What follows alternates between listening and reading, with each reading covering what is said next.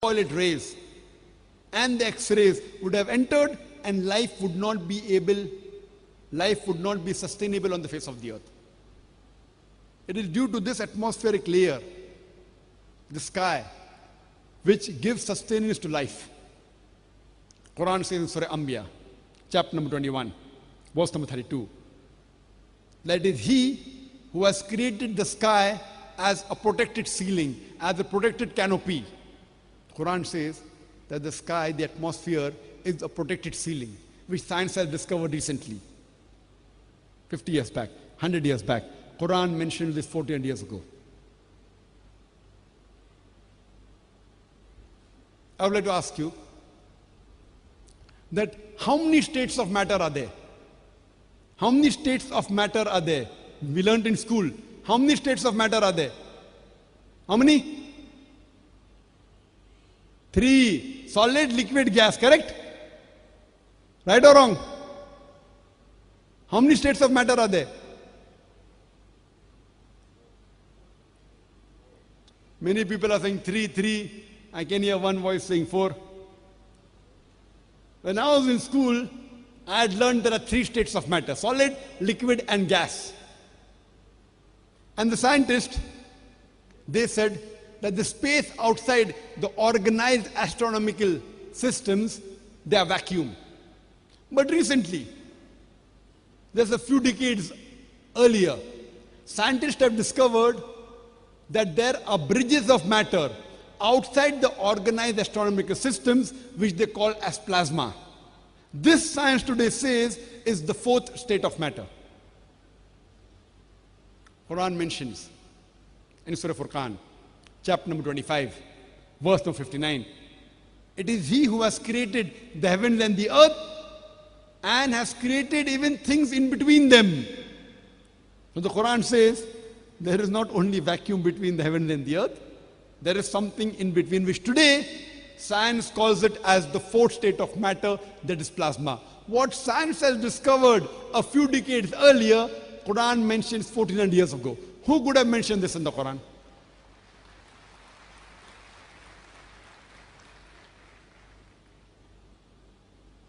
The same message about the 4th state of matter is also mentioned in Surah Luqman, chapter 31, verse number 29. In Surah Zumur, chapter number 39, verse number 5. There's a famous scientist by the name of Edwin Hubble, and he said, and he discovered, which was one of the greatest discovery of the last century. He said that our universe is expanding, it is receding. Quran mentions in Surah Dariyat, chapter 51, verse 47, it is He who has created the vastness of space, the expanding universe. The Arabic word is mu'siyuna. So the Quran says that the universe is expanding, which the scientists have discovered recently. Who could have mentioned this in the Quran 14 years ago? And the atheists would be silent. There may be certain skeptics who will say, it is nothing great that the Quran speaks about astronomy because the Arabs were advanced in the field of astronomy. I do agree with these skeptics that the Arabs were advanced in the field of astronomy. But it was after the Quran was revealed that the Arabs became advanced in the field of astronomy and not the vice versa. That's the reason it is from the Quran that the Arabs learned about astronomy and not the vice versa. After the Quran was revealed, when the Arabs read the Quran, they got advanced in the field of astronomy. Let's discuss physics. There's a very famous theory known as atomism, which was first propounded 23 centuries ago by the Greeks, known as Democrats.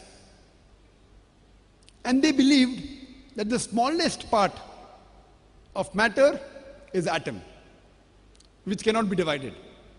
And this was even known to the Arabs. And in Arabic, the atom was called as zarra, a theory of atomism. But today, and the Quran also speaks about zarra, Quran also says it's the smallest part. But today, after science has advanced, we have come to know that though atom is the smallest part of matter, having the characteristics of the element, it too can be divided.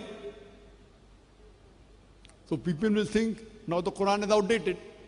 The Quran speaks about zarra, but if you read in context, the Quran says in two places, in Surah Sabah, chapter 34, verse number 3, as well as in Surah Yunus, chapter number 10, verse number 61, that when the unbelievers say that the hour, the day of judgment will not come, tell them, it will surely come with the permission of thy Lord, in whose record is clear the minutest detail of an atom, and in whose record is propitious things smaller and greater than the atom. So the Quran says that it is mentioned in detail, the smallest detail of atom in the record, and even things the smaller and greater than the atom is in the record mentioned clear. So the Quran is not outdated, it is up to date. The Quran says that in the record is mentioned things smaller and greater than the atom. Imagine this was mentioned in the Quran 1400 years ago. In the field of hydrology, the water cycle that we learn in school. We learn in school that the water evaporates from the ocean, it moves upwards, forms into clouds, moves into the interior, it falls down that rain, and the water cycle is completed. It was first discovered by Sir Bernard Palissy in the year 1580. Sir Bernard Palissy was the first person who described the present water cycle which we learn in school.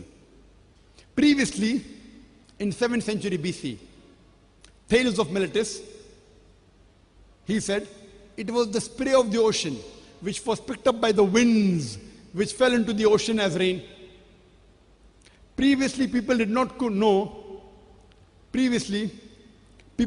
from where did the underground water come. They thought it was the pressure of the winds on the ocean which pushed the water into the interiors. And then it came back into the ocean by secret passage, which at the time of Plato was known as Tartarus. People believed in this theory, including Descartes in 16th century. In 17th century, he believed it. And scientists like Aristotle, even in 19th century, believed that the underground water was spread by condensation of water in mountain caverns. And these condensation gave rise to springs. Today, after science advance, we have come to know that the underground water is due to the seepage of rainwater in the cracks in the ground. Quran mentions 14 years ago. In Surah Zumar, chapter number 39, verse number 21. Seest thou not? It is He who sends down water from the sky and leads it in cracks in the ground and causes sown field of varying colors to grow. Quran says in Surah Rum, chapter number 30, verse number 24, it is He who sends down water from the sky and gives life to the earth after it is dead. Quran says in Surah Mu'minun, chapter number 23, verse number 18, it is we who send down water from the sky, and we are able to soak it, store it, and we are even able to drain it. Quran says in Surah Hijr, chapter 15, verse 22, it is He who sends fecundating winds. The Arabic word used here is lawaki, coming from the word lakaha, from lucky, which means to fecundate, which means to impregnate. And today science tells us that the clouds, they're impregnated by the pollens which are blown by the wind. And the second reason for rain to fall down is when the clouds join together. There's lightning and the water emerges. The Quran used the word impregnate to fecundate.